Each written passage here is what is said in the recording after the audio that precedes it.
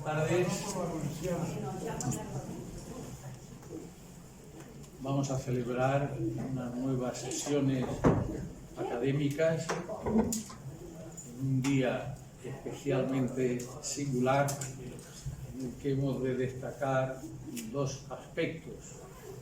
Uno primero que podemos llamar de carácter intrínseco, aunque pueda parecer mentira, en el sentido de que tenemos con nosotros una representación más que solemne de la Real Academia Europea de Doctores, Barcelona, 1914.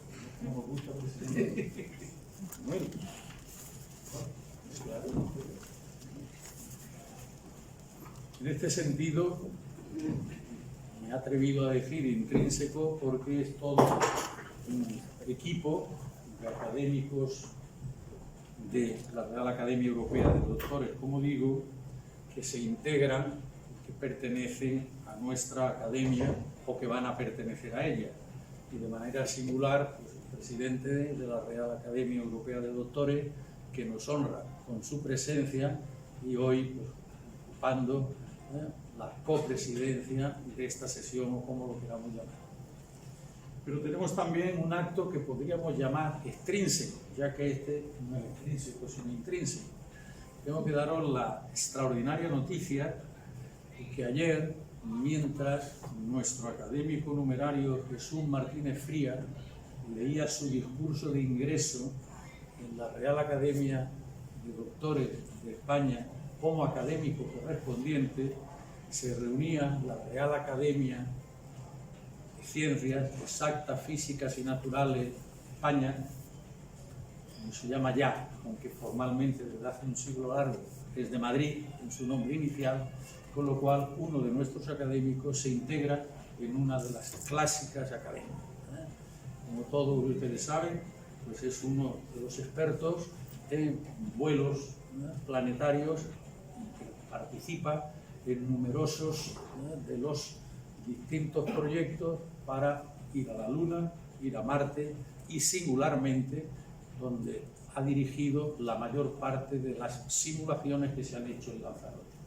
Así que un día doblemente feliz, querido presidente, y para esta situación nuestra, ¿no? Cuando ahora en las academias nos toca presentar a los que se van a ingresar en ella, hay una especie de desánimo general, porque hoy basta entrar en internet para que conozcamos la vida y milagros de todo. En consecuencia, pues aquí no hacemos unos panegíricos impresionantes. Bien, no obstante, hoy va a ingresar en la academia el doctor Jaume Llopis, que es doctor en Economía y Dirección de Empresas, profesor de Dirección Estratégica de IESE y académico numerario, como he dicho, de la Real Academia Europea de Doctores. Nos va a leer un discurso sobre liderazgo empresarial en el siglo XXI, creación de valor compartido y nuevos estilos de dirección. Tiene la palabra. Con la venia, presidente. Excelentísimo señor presidente, excelentísimas señoras y señores académicos, excelentísimas e ilustrísimas señoras y señores. Señoras y señores, es para mí un honor estar hoy aquí con motivo de mi ingreso como académico correspondiente en esta honorable Academia de Ciencias, Ingenierías y Humanidades de Lanzarote, que con tanta ilusión, esfuerzo y méritos preside el doctor Francisco González de Posada, a quien le agradezco, así como a la Academia, que me hayan aceptado para ingresar en esta docta Academia. Cabe decir que el doctor Francisco González de Posada, con su incansable trayectoria como divulgador científico, unida a su vocación humanista, ha conseguido dotar a esta institución de un reconocimiento que la sitúa a ella misma y a Lanzarote en el mundo. Para empezar, permítame que recuerde unas palabras del discurso de recepción del impulsor de esta Academia Canaria el 20 de mayo de 2003, cuando afirmó que es tarea nuestra facilitar el encuentro, el diálogo y el debate para hacer más fácil, más plural y más completa la aproximación a una cultura a la altura de los tiempos presentes, cultura que básicamente es científica y técnica. Debe disponerse de un medio colectivo, atractivo, ilusionador, institucionalizado en el que aprender y enseñar, enriquecerse y enriquecer, recibir y dar. Con esta voluntad y desde el ámbito de las ciencias sociales, espero humildemente aportar mi experiencia en el campo de la gestión empresarial durante 35 años como primer ejecutivo en distintos sectores y empresas y 30 años como profesor en IES Business School de la Universidad de Navarra. Para ello, les propongo que partamos de dos premisas principales. Una primera, que en las últimas 2 décadas todas las disciplinas y actividades de las empresas han evolucionado mucho para adaptarse a las nuevas coordenadas del mundo. La tecnología y la digitalización de los procesos, la producción, todos los eslabones de la cadena de valor, las operaciones, la comercialización, la logística, las finanzas, los canales de distribución y la propia globalización. Además, junto a estos cambios, la sociedad demanda que las empresas aporten un valor social más allá del valor económico. Van a necesitar, pues, un propósito, un purpose, en francés, una raison d'être, un propósito en este sentido. Y la segunda, según la cual debemos admitir que muchos empresarios y directivos siguen con el reloj parado en épocas pasadas, no por brillantes menos desfasadas, liderando con prácticas y estilos de dirección que han quedado obsoletos, más propio de organizaciones y empresas del siglo XX que de las empresas del siglo XXI. Se requieren nuevos estilos para adaptarse a las nuevas circunstancias. En primer lugar, la creación de valor. Hasta hace muy poco era un hecho comúnmente aceptado que el principal cometido de una empresa era obtener beneficios para retribuir a su accionariado. Pero las cosas están cambiando y la pandemia, a raíz de la investigación que he hecho con 300 empresas, lo demostrará en la lectura de las próximas palabras. La ciudadanía demanda que las empresas aporten un valor social y no solo valor económico. En este contexto es importante conocer por qué una empresa está en el negocio y cómo pretende aportar valor a los distintos stakeholders, entendidos estos como las partes interesadas o grupos de interés es decir, cualquier agente de alguna manera es impactado por las acciones de la empresa, ya sean clientes, accionistas, empleados o proveedores. A ese por qué y el cómo le llamamos propósito. Cuando este propósito está bien definido y es aceptado por todos, el propósito no solo vehicula la creación de un valor que beneficia al conjunto de la sociedad, sino que cumple una función transversal e integradora, que abarca otros aspectos críticos para el negocio, como la atracción y retención del talento, muy importante hoy día, la captación y la fidelización de clientes, la relación con los distintos stakeholders o grupos que pertenecen al entorno de la empresa y la construcción de una cultura corporativa sólida e incluso la orientación estratégica a medio y largo plazo.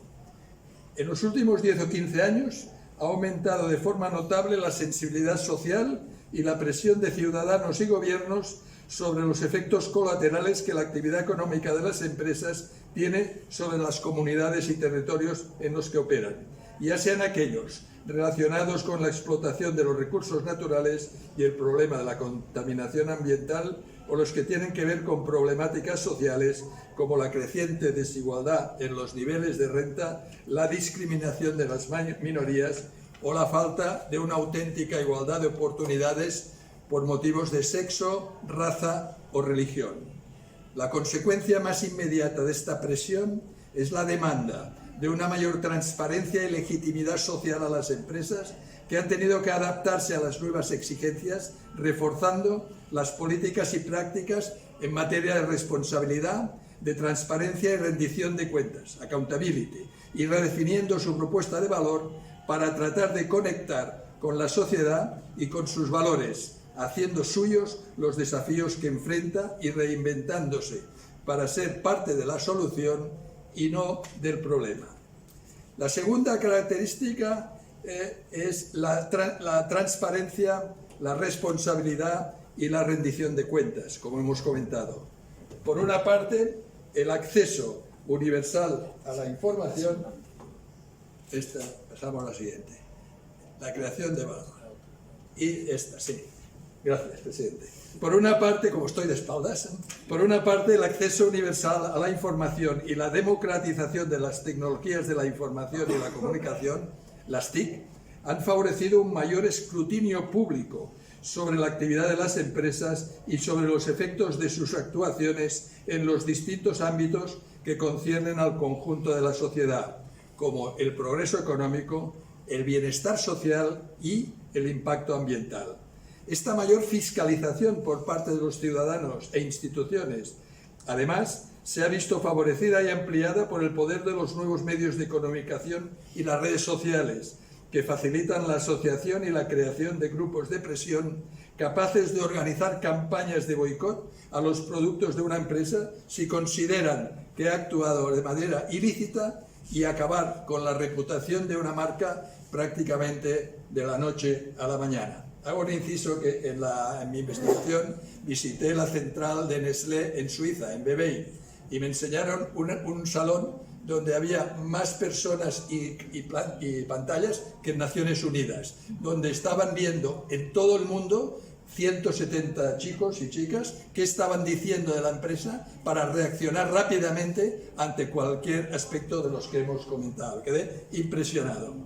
Por otra parte, las propias empresas han considerado necesario redoblar y comunicar sus esfuerzos de mejorar sus políticas de transparencia, rendición de cuentas y responsabilidad social, para contrarrestar los efectos de la crisis de confianza que generaron los múltiples escándalos empresariales que se produjeron a partir de la década de los 2000, como el fraude fiscal y la quiebra de Enron, la estafa piramidal de Bernie Madoff, el vertido de crudo de British Petroleum en el Golfo México o más recientemente el Dieselgate de Volkswagen, por citar algunos de los casos más sonados, y muy especialmente la gran crisis de 2008 que se inició con las hipotecas subprime y que provocó la caída de Lehman Brothers y sumió a las principales economías del mundo en una larga y profunda crisis financiera, situando el nivel de confianza de las instituciones en mínimos históricos.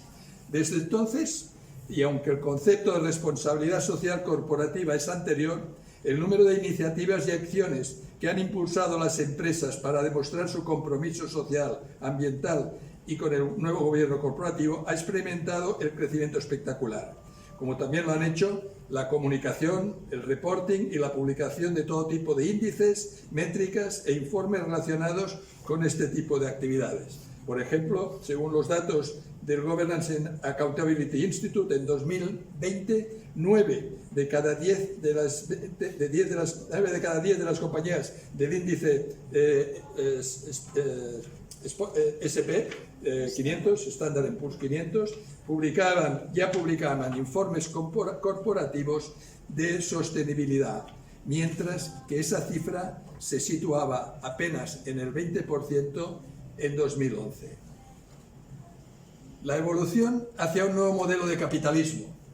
Sin embargo, y a pesar de los notables y variados esfuerzos que las empresas han hecho por satisfacer esta mayor demanda de transparencia y responsabilidad social y por mejorar su reputación corporativa, el debate sobre el papel que deben jugar las empresas va mucho más allá, hasta el punto incluso de cuestionar las propias bases del sistema capitalista tradicional.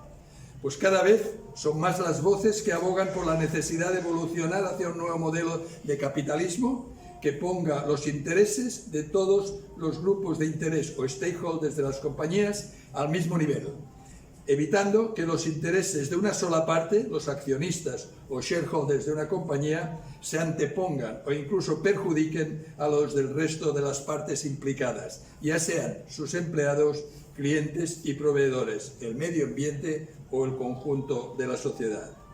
Abrazar este nuevo capitalismo refundado, el llamado capitalismo de los grupos de interés, o capitalismo de los stakeholders implica que las empresas adopten como propósito central la creación de valor compartido, sostenible y a largo plazo, para todas las partes interesadas. Algunos organismos e instituciones de gran relevancia ya se han posicionado al respecto, dando un debate que no es nuevo en un protagonismo renovado. Uno de los primeros en hacerlo fue Larry Fink, fundador, presidente y consejero delegado de BlackRock, la mayor gestora de fondos del mundo. En una carta dirigida a los CEOs, a los directores generales de las empresas que gestiona, titulaba precisamente, el título era Un sentido de propósito. Exhortaba a todas las compañías a adoptar un propósito que articule cómo benefician a todos sus grupos de interés, porque la sociedad demanda, decía, que las compañías, tanto públicas como privadas, sirvan a un propósito social. Para prosperar en el tiempo, añadía, las compañías no solo deben entregar resultados económicos, sino también mostrar cómo hacen una contribución positiva a la sociedad. Las empresas deben beneficiar a todas sus partes interesadas, incluidos los accionistas, los empleados, los clientes y las comunidades en las que operan. Pocos meses después fue el poderoso lobby Business Roundtable, que se reunió en Nueva York y que agrupa más de 180 directores ejecutivos de las principales compañías estadounidenses, Amazon, Apple, Google, General Electric, Johnson & Johnson, Goldman Sachs o Netflix, entre muchas otras, emitieron una carta abierta titulada Declaración sobre el propósito de una corporación, en la que se comprometían a liderar sus empresas en beneficio de todas las partes interesadas, clientes, empleados, proveedores, comunidades y accionistas. La carta en cuestión terminaba así: cada uno de nuestros stakeholders es esencial. Nos comprometemos a entregar valor a todos ellos para el éxito futuro de nuestras empresas, nuestras comunidades y nuestro país. Con este compromiso asumían un cambio de enfoque radical en la política que habían mantenido durante varias décadas, la cual priorizaba la maximización de los beneficios de los accionistas por encima de cualquier otra consideración. O lo que es lo mismo, rompían con la tesis sobre la primacía de los accionistas de Milton Friedman, que en 1970 llegó a publicar un artículo en The New York Times con el elocuente título de que la responsabilidad social de una empresa es aumentar sus beneficios. Una doctrina polémica, pero que de facto y salvo honrosas excepciones ha sido dominante durante todo el siglo XX y hasta ahora. Finalmente, hay que destacar también la contribución del Foro de Davos de 2020, al que tuve el honor de asistir, en cuyo manifiesto sobre el propósito universal de las empresas en la cuarta revolución industrial se asume que el propósito de las empresas es colaborar con todos sus stakeholders en la creación de valor compartido y sostenido, porque una empresa es algo más que una unidad económica generadora de riqueza y, por tanto, su rendimiento no debe medirse tan solo como los beneficios de los accionistas, sino también en relación al cumplimiento de los objetivos ambientales y sociales. Triple sostenibilidad y estrategias de valor compartido. Todas estas ideas no son nuevas, sino que beben de otros autores que ya decidieron y defendieron antes la creación de un modelo de valor sostenible y a largo plazo que beneficie al conjunto de la sociedad. Entre otros, John Elkington, quien en 2004 ya desarrolló el concepto de la triple sostenibilidad, argumentando que una organización capaz de lograr un buen desempeño en términos contables de triple resultado, económico, social y ambiental, tendría como consecuencia la maximización de su beneficio económico y responsabilidad ambiental, así como la minimización o eliminación de sus externalidades negativas. También Michael Porter y Mark Kramer, en 2011, introdujeron una interesante diferenciación entre responsabilidad social corporativa y las estrategias de creación de valor compartido. Por ejemplo, si la responsabilidad social compartida implica hacer el bien, ahora se trata de conseguir beneficios económicos y sociales en relación a su coste. Los conceptos de ciudadanía, filantropía y sostenibilidad se sustituyen por la creación de valor conjunto para la compañía y para la sociedad. El cambio persigue guiar las inversiones de las empresas en sus comunidades, porque su alcance va a ser mayor y va a generar mayores beneficios para todas las partes interesadas. Los programas de responsabilidad social corporativa, según Porter y Kramer, se centran principalmente en la reputación y tienen una conexión limitada con el negocio, lo que dificulta su justificación y mantenimiento a largo plazo. Por el contrario, las acciones de creación de valor compartido se integran en el núcleo mismo de la estrategia y son esenciales para la rentabilidad y la posición competitiva de la empresa, ya que aprovechan sus recursos únicos y su expertise para crear valor económico mediante la creación de valor social.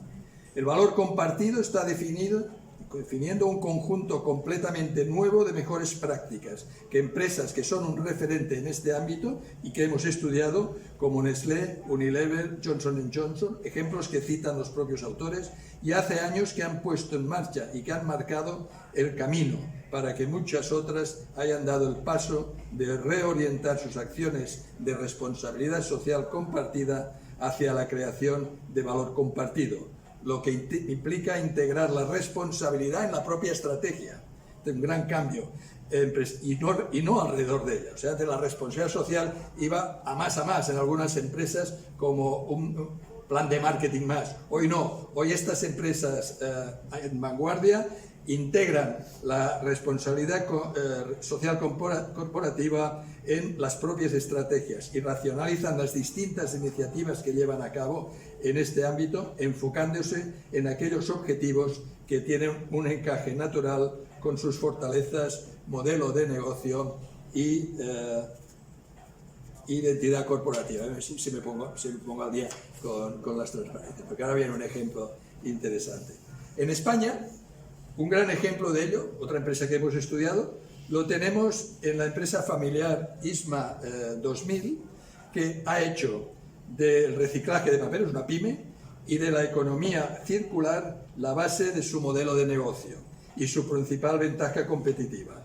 Producen 30.000 toneladas al año de papel reciclado y ecológico y lo hacen sin talar un solo árbol. Tengo una transparencia por aquí, que no sé si la tengo aquí, se ve esta. Vale. ¿Cómo lo hacen? Extraen el 100% de su materia prima de lo que ellos llaman el bosque urbano, el papel y el cartón que se desecha en los contenedores azules de las ciudades. Lo procesan utilizando equipos de depuración del agua que reciclan para minimizar el consumo de este bien tan esencial.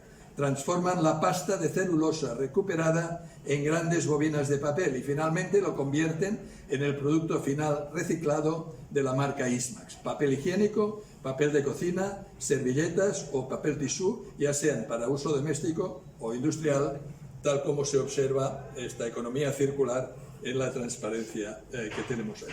Es el modelo de negocio basado en la economía circular. La importancia del propósito.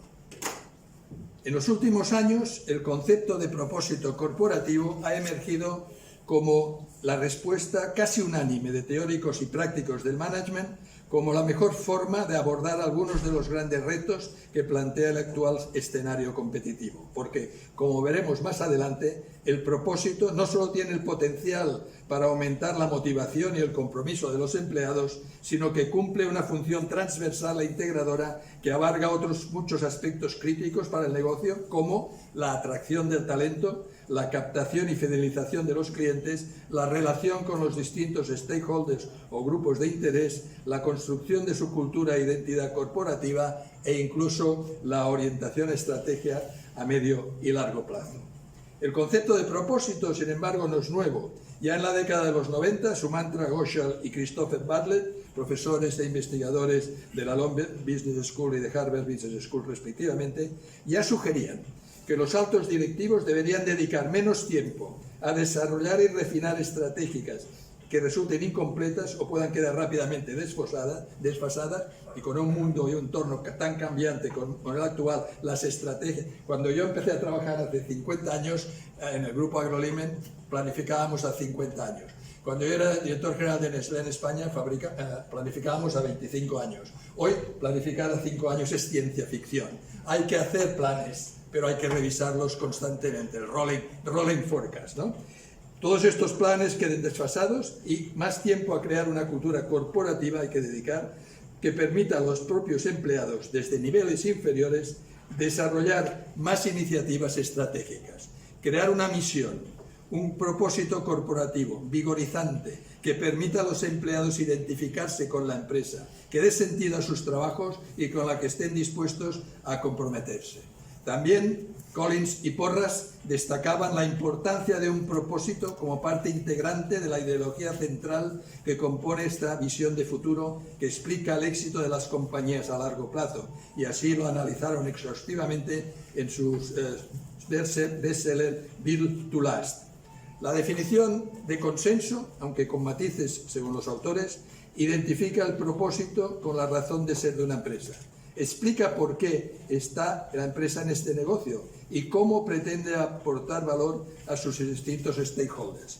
Cuando está correctamente definido y es asumido por los miembros de la organización, proporciona un contexto para la toma de decisiones diarias y también orientación a largo plazo, por lo que aporta coherencia, unidad de acción y también motivación, ya que la creación de valor con la que se compromete va más allá de la obtención de beneficios a corto plazo. En los últimos años, pues, el propósito de las compañías ha alcanzado un protagonismo inusitado que la crisis provocada por la pandemia mundial no ha hecho más que reforzar. Porque si bien es cierto que el capitalismo del accionista ha catalizado buena parte del progreso durante la mayor parte del siglo XX, no lo es menos que también ha demostrado reiteradamente su incapacidad para abordar problemáticas sociales y emergentes como el cambio climático, la creciente desigualdad en los niveles de renta o el aumento de las tensiones geopolíticas. Los consumidores están boicoteando los productos de las compañías cuyos valores son vistos como contrarios a los suyos. Los inversores están migrando a fondos que inviertan basándose en criterios ambientales, sociales y de gobernanza, el ESG, en inglés Environmental, Social and Governance. Y la mayoría de los empleados en las empresas se sienten desconectados o poco comprometidos con su trabajo, como hemos visto recientemente con este fenómeno que se ha dado en llamar la gran renuncia o la gran dimisión. Una dimisión laboral generalizada que comenzó en Estados Unidos tras la pandemia del COVID-19, cuando millones de estadounidenses insatisfechos con su trabajo o con su salario renunciaron a él, y posteriormente se fue extendiendo en mayor o menor medida por otros países del mundo. De ahí que cada vez más empresas estén construyendo un propósito o reorientándolo para tratar de satisfacer un número más amplio de grupos de interés, en línea con la sociedad demanda y con lo que propugna ese capitalismo refundado que se ha convertido en llamar precisamente capitalismo de los stakeholders. Hay un libro ahora reciente de Tom Wolfe, del Financial Times, donde explica claramente esta evolución del capitalismo de los shareholders, de los accionistas, al capitalismo de los stakeholders o de los grupos de interés. Pero esta necesidad de dotar a la organización de una mayor responsabilidad social y de un sentido de propósito no solo es fruto de las presiones externas, sino que también responde a una necesidad interna de las propias compañías. Por un lado, necesitan el propósito para orientar estratégicamente su futuro, dado que los planes, programas y presupuestos, como comentábamos, que antes utilizaban para planificar sus actividades a medio y largo plazo, han dejado de funcionar. Y por otro, lo necesitan también para despertar y potenciar la implicación y el compromiso, el engagement de sus trabajadores, que cada vez más buscan otras motivaciones, además de las estrictamente pecuniarias, para vincularse efectivamente al proyecto empresarial. De las motivaciones intrínsecas van a las extrínsecas e incluso a las trascendentales a la hora de buscar su empresa, como dice el doctor Juan Antonio Pérez López de IES. Engagement. La mayoría de los empleados, según indican las encuestas, se sienten desconectados o poco comprometidos con su trabajo.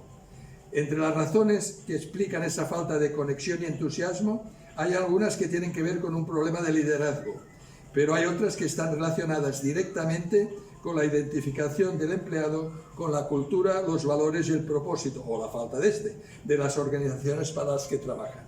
Sabemos, por ejemplo, que los millennials se sienten atraídos por empresas con una cultura y valores sólidos que están en línea con sus propios ideales y estilo de vida, y que necesitan sentir que lo que hacen vale la pena y tiene un significado más allá de ganar dinero, porque les motiva a ser parte de algo importante que afecta positivamente a su entorno social.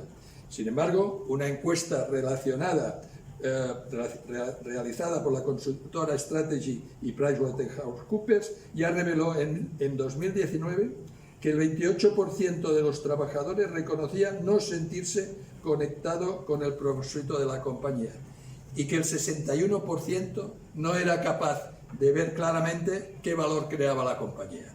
Por el contrario, en las compañías que habían conseguido definir y comunicar claramente cómo creaban valor, el 63% de los empleados decía estar motivados, un 65% afirmaba que les apasionaba su trabajo, frente al 31 y al 32 de los anteriores. Las compañías que no habían hecho explícito su propósito o que carecían de él. Los datos de Gallup también confirman que las organizaciones que logran hacer que su misión sea personal para los empleados tienen un desempeño superior. De hecho, sus investigaciones, Gallup, apuntan que con solo una mejora del 10% en la conexión de los empleados con la misión o el propósito de la organización, se llega a observar una disminución del 8.1% en la rotación de los empleados y un aumento del 4.4% de la rentabilidad de la empresa.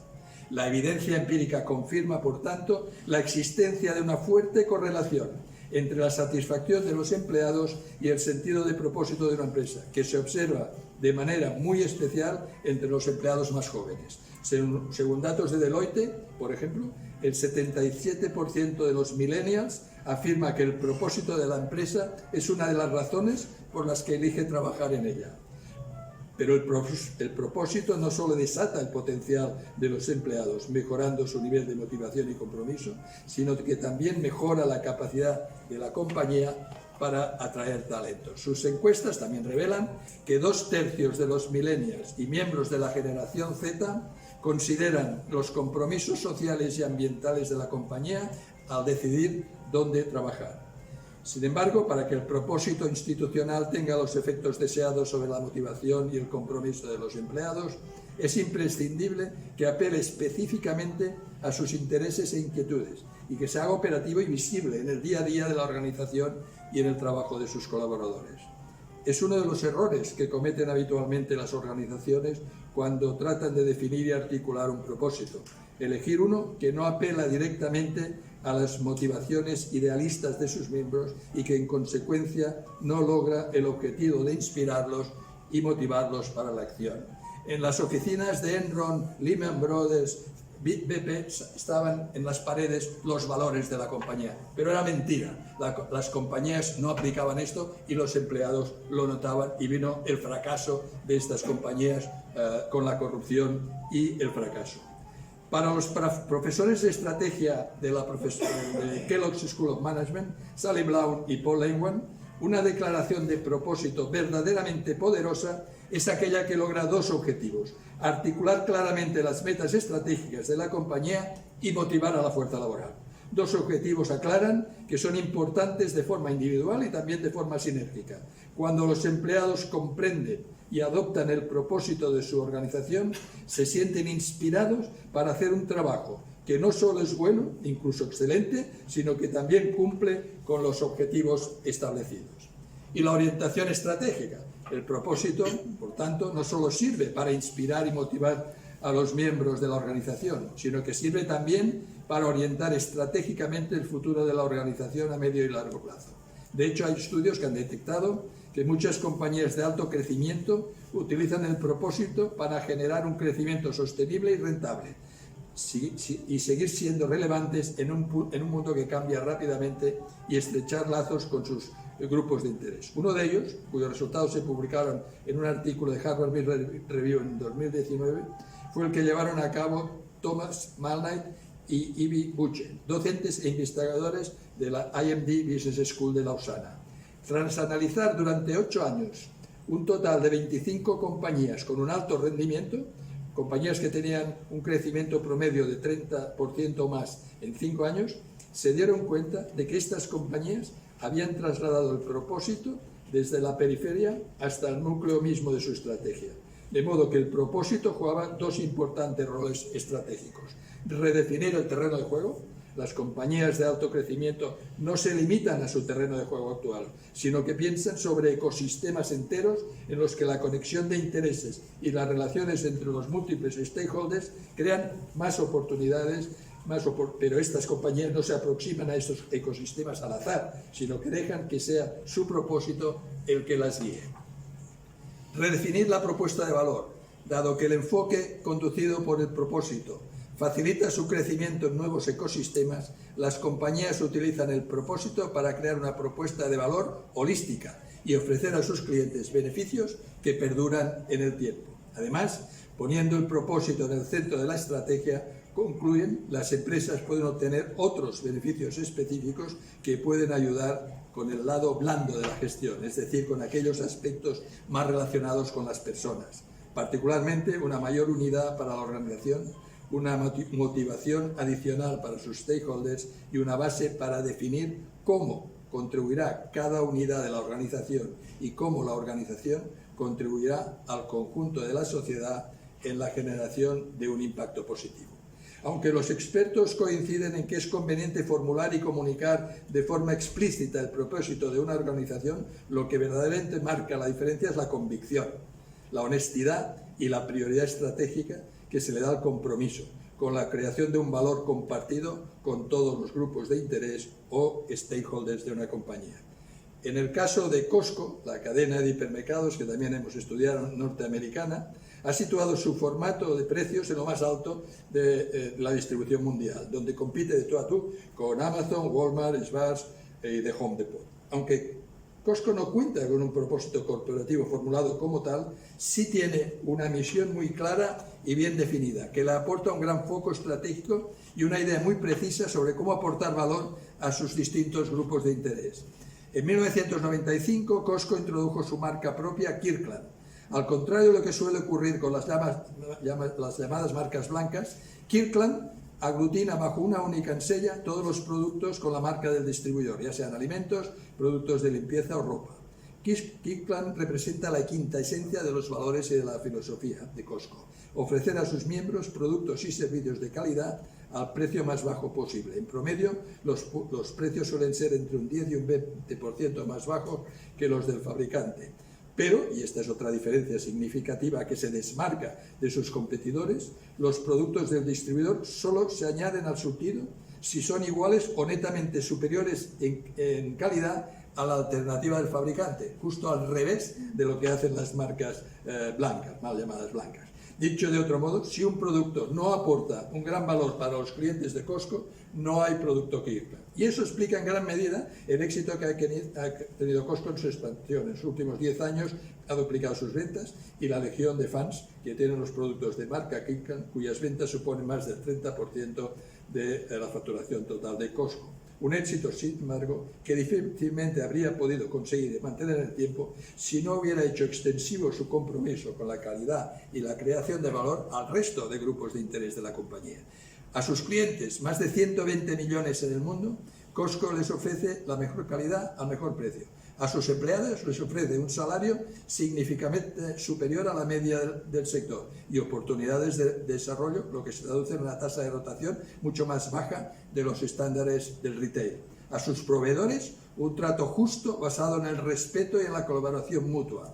Y a la comunidad, distintas iniciativas de responsabilidad ambiental, social y de gobierno corporativo, entre las que destacan la puesta en marcha de un plan de acción climática La compañía ha puesto en marcha un plan de acción climática para reducir la huella ambiental de su cadena de suministro y mejorar la sostenibilidad de sus productos. La creación de Costco Scholarship Fund, un programa de becas universitarias para estudiantes de minorías infrarrepresentadas que lleva más de 20 años funcionando. O más recientemente, el establecimiento de un plan de retribución para vincular la compensación de sus directivos con la consecución de objetivos en materia de diversidad, equidad e inclusión, consumo de recursos, reducción de residuos y clima. Y esta empresa va muy bien. Consumidores. El propósito de una compañía también tiene un papel importante en la captación y fidelización de clientes. Aumenta la confianza en la marca y genera consumidores más fieles.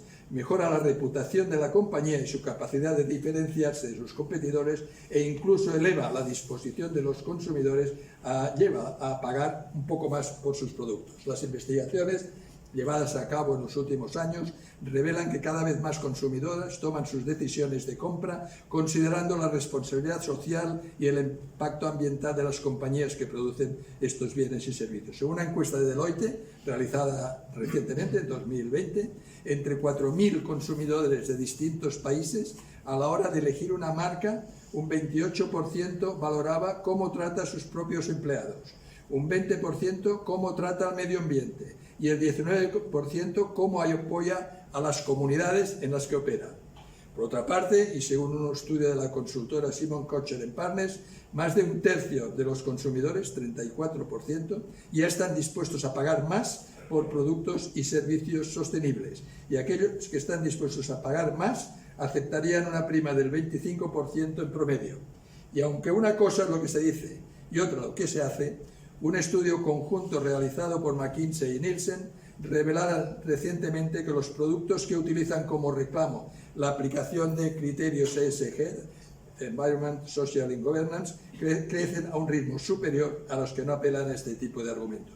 En concreto, y tras analizar más de 600.000 referencias de productos de consumo envasados, observaron que los primeros registraron un crecimiento promedio del 28% en los últimos 5 años, frente al 20% de los segundos, los que no aplicaban estos criterios. Puede parecer poco, pero en un sector tan maduro y competido, esos 8 puntos pueden marcar la diferencia entre el éxito y el fracaso. La incorporación del propósito a la estrategia también facilita la gestión de riesgos, el desarrollo de nuevos mercados y construcción de relaciones de confianza con consumidores, inversores, proveedores, socios estratégicos, fuentes de financiación. De hecho, en un informe publicado recientemente, los analistas de Deloitte argumentaban la existencia de lo que ellos llaman la prima del propósito, demostrando con cifras que las empresas más orientadas a un propósito superan a sus pares en 6 factores clave relacionados directamente con la creación de valor empresarial asociada al propósito. Son mejores en marca y reputación, en ventas e innovación, en acceso al capital, en eficiencia operativa, en talento y en control de riesgos. A pesar de las numerosas evidencias que ha aportado la literatura más reciente sobre la capacidad demostrada del propósito para crear valor empresarial, algunos escépticos todavía piensan que existen ciertos trade-offs inherentes entre propósito y resultados, entre valores y valor. En efecto, se dan con cierta frecuencia, según los datos de McKinsey, el 33% de los CEOs, directores generales, lo han experimentado al frente de sus organizaciones. Es inevitable que se planteen tensiones y conflictos entre los intereses de las partes interesadas. Con todas las ventajas parecen superar ampliamente los inconvenientes, especialmente cuando no solo existe un propósito, sino que éste se incorpora en el núcleo mismo de la estrategia y se respalda con inversiones estratégicas. Pues está demostrado que las empresas conducidas claramente con un propósito son más rentables, obtienen mayores niveles de crecimiento y beneficios y tienen mayores niveles de innovación y de retención de su fuerza laboral, entre otras ventajas. En segundo lugar, hablamos de los nuevos estilos de vida. Todo esto ha hecho cambiar la manera de dirigir las organizaciones. Los directivos de las organizaciones del siglo XXI ya no pueden limitarse a comunicar los objetivos de su organización a sus equipos y motivarlos con los mecanismos que tradicionalmente habían utilizado para lograr que pusieran el máximo empeño en ello. En primer lugar, porque las expectativas de las nuevas generaciones de empleados, como hemos visto, son distintas. Millennials, generación Z. Ya no se conforman con las motivaciones de carácter extrínseco, sino que tienen aspiraciones más idealistas. En un trabajo, los jóvenes, además de un medio de vida, realizarse como personas, sentir que su labor contribuye a alcanzar un propósito superior, crecer profesionalmente, sentirse identificados con la misión y los valores de la organización para la que trabajan y valorados por sus colegas y supervisores, y también políticas y beneficios que les ayudan a conciliar su vida personal con su vida profesional. De forma análoga, los consumidores y el resto de grupos de interés de las empresas también esperan algo más de las organizaciones que va más allá de los productos y servicios que producen y comercializan. También sus expectativas han aumentado y ahora se les exige que se impliquen y trabajen en la búsqueda de soluciones a los grandes desafíos que enfrenta la sociedad, que generen un impacto positivo más allá de los beneficios o la creación de empleo. La forma que los directivos más competentes están articulando las respuestas a estas demandas es la formulación de este propósito compartido que actúa como un elemento integrador de la propuesta de valor de la empresa. Asimismo, los nuevos retos de un entorno en cambio constante, de nuevas coordenadas marcados por la sostenibilidad, la digitalización, la globalización, la responsabilidad social corporativa, pero también por otros factores de influencia como la transparencia, la innovación, los nuevos consumidores, la inmediatez en la comunicación, los nuevos competidores o la optimización de los datos, requieren nuevos liderazgos que sepan incorporar estos vectores competitivos en su propuesta de valor y, sobre todo, situarlos en el centro de la estrategia y transformarlos en objetivos concretos y medibles. Unas nuevas coordenadas que marcan el liderazgo empresarial del siglo XXI. Resumidamente, los cambios que se han venido produciendo en los últimos 15 años son de tres tipos. Cambios en el entorno competitivo, globalización de la economía y sociedad de la información, cambios en los hábitos y preferencias del consumidor, cambios tecnológicos, digitalización e innovaciones disruptivas, convergencia de tecnologías, mercados e industrias, cambio de mercado en el mercado de trabajo y demanda de una mayor transparencia y legitimidad social de las empresas. Debido a estos cambios, las empresas también han tenido que adaptarse a estos cambios. Por tanto, estos cambios en la organización y la gestión de las empresas suponen el conocimiento y el talento como recursos estratégicos clave, mayor presión competitiva y necesidad de diferenciación, digitalización de procesos, mayor complejidad e interdependencia de los factores que inciden en el negocio, flexibilización de las estructuras organizativas y mayor autonomía en el trabajo, nuevas estrategias para la captación, el desarrollo y la retención de talento e importancia estratégica de los criterios ambientales, sociales y de gobernanza, lo que se conoce con las siglas ESG. Y estos cambios del entorno, las empresas han tenido que adaptar a este entorno, han cambiado la manera de dirigir, han cambiado cómo los ejecutivos hemos tenido que cambiar. ¿Cómo? De establecer objetivos a moderar una visión de futuro. El directivo hoy piensa más en cuál es la visión de futuro que en los objetivos a corto plazo. De asignar tareas y recursos a empoderar equipos, importantísimo hoy. De motivar y comunicar a maximizar el potencial humano de cada persona. Y de desarrollar personas a liderar como un coach. Hoy los ejecutivos, más que el ordeno y mando, actúan como coach de sus organizaciones. En este contexto de cambios que ya se consolidan, el nuevo CEO también deberá ser capaz de alinear los intereses de las distintas partes implicadas, de motivarlas y comprometerlas en la persecución de un fin común, un fin que además ayuda a definir las mejores estrategias de futuro para el crecimiento a largo plazo de la organización y que incluso los puede llevar a descubrir nuevas oportunidades y fuentes de creación de valor. Veamos rápidamente, para acabar, en 7 puntos, cómo actualizan las tareas de dirección general adaptadas a esta nueva realidad competitiva. Énfasis en propósito, visión, misión y valores. Esto es un aspecto, el primer aspecto que hemos visto que ha cambiado la función. El crecimiento rentable y sostenido, entendido como la creación de valor a largo plazo, ha entrado a formar parte del día a día de la gestión de los directivos. Los mejores directivos trabajan para dotar a la organización de un sentido de propósito que oriente el futuro estratégico de la compañía hacia la creación de valor sostenible y alinear los intereses de todos los grupos de interés. Ello no solo mejora la motivación y el compromiso de los empleados, sino que es apreciado por los consumidores, enriquece las relaciones con los distintos grupos de interés y genera resultados empresariales positivos. Varios estudios han constatado que las empresas conducidas con un propósito, como ya hemos dicho, tienen mayores niveles de rentabilidad y motivación. En concreto, los resultados de una investigación que he hecho con mi equipo directivo de 300 directivos demuestra esta tendencia. La segunda es la creación y desarrollo de una entidad corporativa potente y atractiva.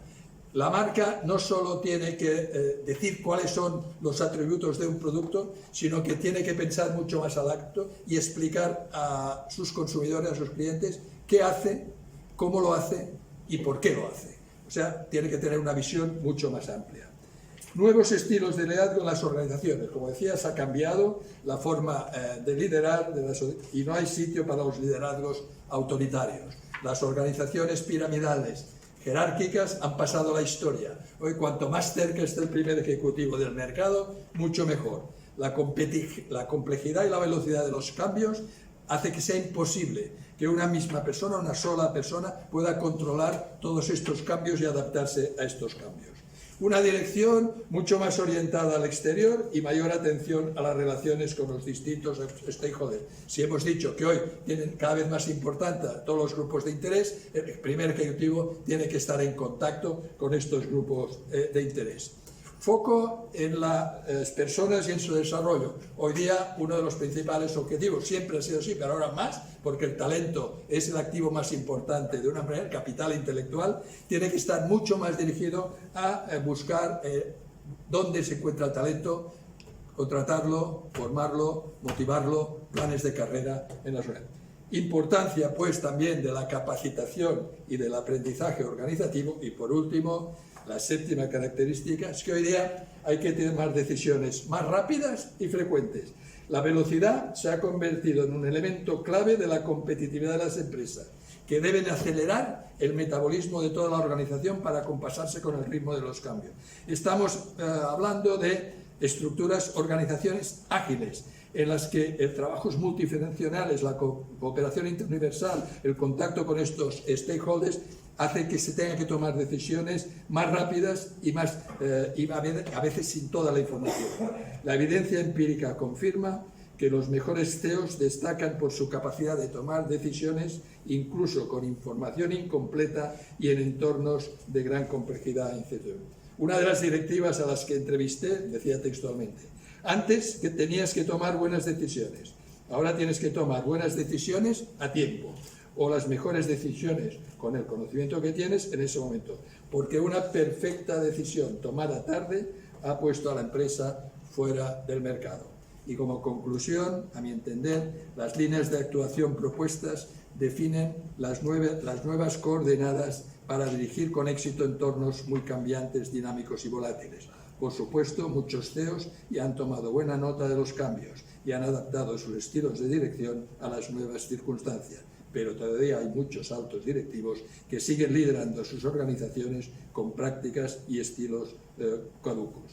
Aunque estemos en otoño de 2023 y nos parezca lejana la pandemia, no podemos olvidar que el liderazgo en la era de los stakeholders ha venido precedido por esa crisis global que puso en jaque a todas las empresas, pero que también sirvió para demostrar que son capaces de contemporizar con los problemas de la sociedad, de asumir con éxito los enormes retos que se plantean y de generar un impacto positivo haciendo lo mejor que saben hacer.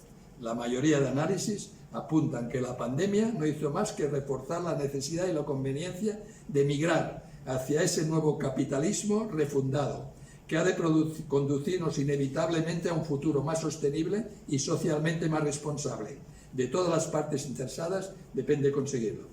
Aunque sean pocas aún las empresas y los CEOs que aplican esas buenas prácticas, las seguiremos divulgando a través de nuestras publicaciones, conferencias, consultas y trabajos académicos y, sin duda, a través de esta docta academia en aras a un mundo mejor. Muchas gracias.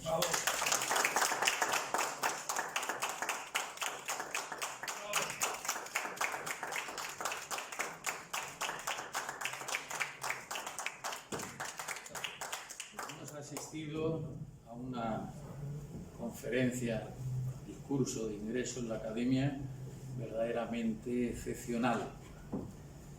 Estamos en una etapa en la que desde diferentes focos intelectuales, profesionales, empresariales, del Papa Francisco, entre otros, a la búsqueda de nuevos modelos de capitalismo, como perfectamente saben, ¿no? Entonces, lo que nos ofrece el doctor Llopis con respecto a la idea de valor compartido como elemento central y con dos propósitos o dos líneas de propósito capital, digamos, lo ambiental, la sostenibilidad o la Laudato Si, y por otra parte lo social, digamos, desde la perspectiva a la que me refiero, la Fratelli Tutti, ¿no? Está perfectamente encajado en lo que es la actualidad de una reflexión de una iglesia que nunca defendió el capitalismo, lo criticó ferozmente, pero nunca lo ha condenado, ¿no? Y no solo eso, sino que en estos momentos finales, pues lo que ha asumido el Vaticano, con Francisco a la cabeza, es el Consejo del Capitalismo Inclusivo. Creo que magnífica conferencia, que a partir de hoy, pues dentro de lo que son signos de nuestros tiempos, lo telemático sobre lo presencial, pues creo que con la presencia que pondremos, ¿no?, en la red y también con esta difusión, pues creo que disponemos nuestras dos academias, de acuerdo con lo que se ha comentado, de poder difundir esta magnífica conferencia con la que nos ha regalado. Yo siento que estemos ya a la fecha que estemos, creo que aunque jugó una mala pasada el Papa Francisco con su reciente exhortación apostólica Laudate Deum, no puedo citarte en la bibliografía, cosa que sí he podido hacer con tu discurso de hace unos días. Pero no te preocupes, que en la conferencia que tengo que dar para clausura de la Real Academia de Ciencias Veterinarias, conferencia de clausura del año, tendré el honor de poder citar tu extraordinaria búsqueda de un capitalismo de valor compartido, vamos a llamarlo, por ejemplo, así, ¿no? Muy bien, pues vamos a proceder.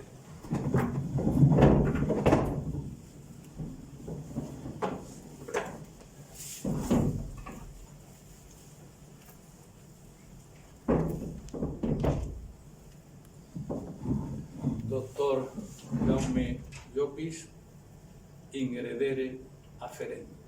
Ingresa y aporta tu sabiduría. Largire exit. Y al salir, difúndela. Prometo.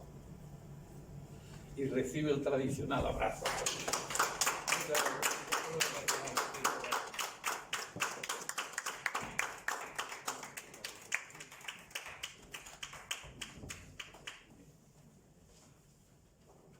continuación, el secretario va a leer el diploma.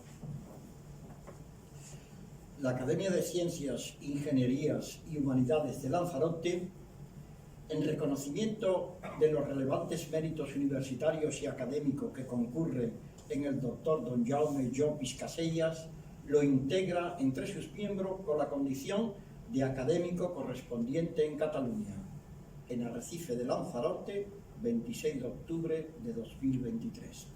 Muchas gracias.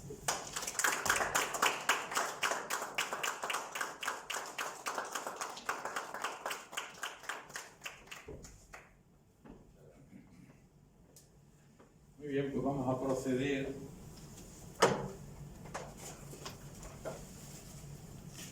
El secretario va a dar fe.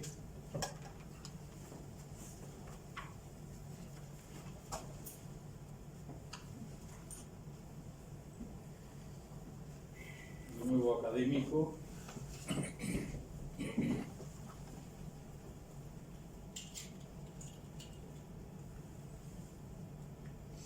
Primer testigo de tercero.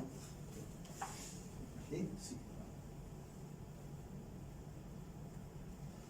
Damos el visto bueno reglamentario.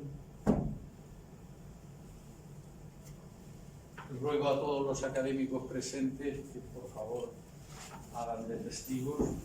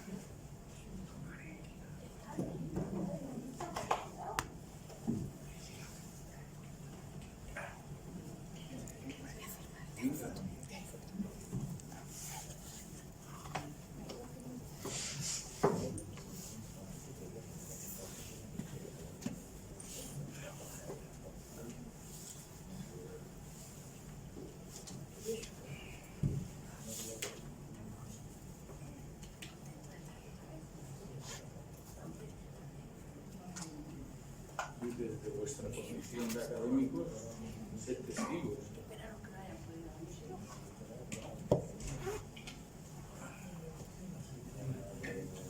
Bueno, descansaremos 5 minutos, bien merece la pena.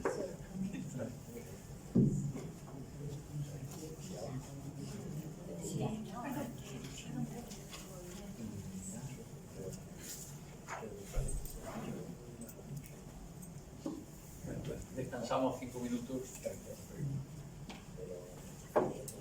Me ha alargado un poco, porque he puesto cosas de cosecha propia.